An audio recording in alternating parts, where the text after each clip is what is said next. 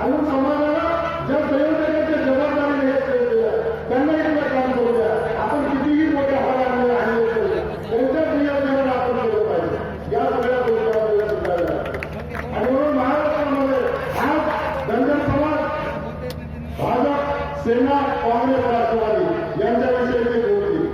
परंतु माझं असं म्हणणं आहे की बीड जिल्ह्याची जे लोकसभा धनगर समाज झाली, बीड जिल्ह्यातल्या ज्या विधानसभा जो पक्ष आपल्याला या समाजाला प्रतिनिधित्व देण्यासाठी पुढे येईल त्याच्या पाठीशी आपण उभं राहिलं पाहिजे.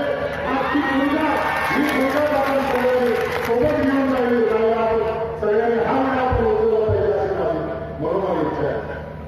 बांधवांनो, या राज्यामध्ये एक 20 वर्षापूर्वी जी चळवळ उभं राहिली त्या चळवळीला धोका दिला, त्या चळवळीला धोका दिला म्हणून गोपीचा विरोधाचा जन्म झाला, लक्षात घ्या. परंतु ही चळवळ पुन्हा युवकांनी धोक्याचा काळ बाजूला चालली नाही पाहिजे.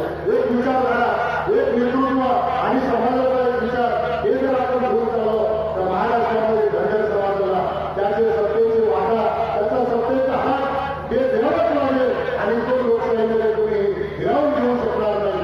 न्यायालयीन लढाई असेल आणि राजकीय लढाई असेल, या दोन्ही लढाई धनगर समाजाला लढत असताना जे आपल्याला योगदान करायचं त्या योगदानामध्ये आपला हिस्सा दिला पाहिजे. आज आपण महाराष्ट्राचे निर्माण आणि डॉक्टर शिवाजीराव राऊत हे दोन माणसं असेल तुम्ही लोकसभा विधानसभा समाज त्यांच्या पाठीशी ताकदीनं उभा राहणार आणि त्यांच्या पाठीशी आपण निश्चित उभा राहू अशी मी या ठिकाणी अपेक्षा व्यक्त करतो. आणि गोपीचंद यांच्या लढ्याला माझ्या शुभेच्छा देतो. खरं तर त्यावेळी तुमचा औरंगाबादचा कार्यक्रम झाला त्यावेळेस मला एकच म्हणण्याचा होतो पण वेळ मिळत होता की धन्यवाद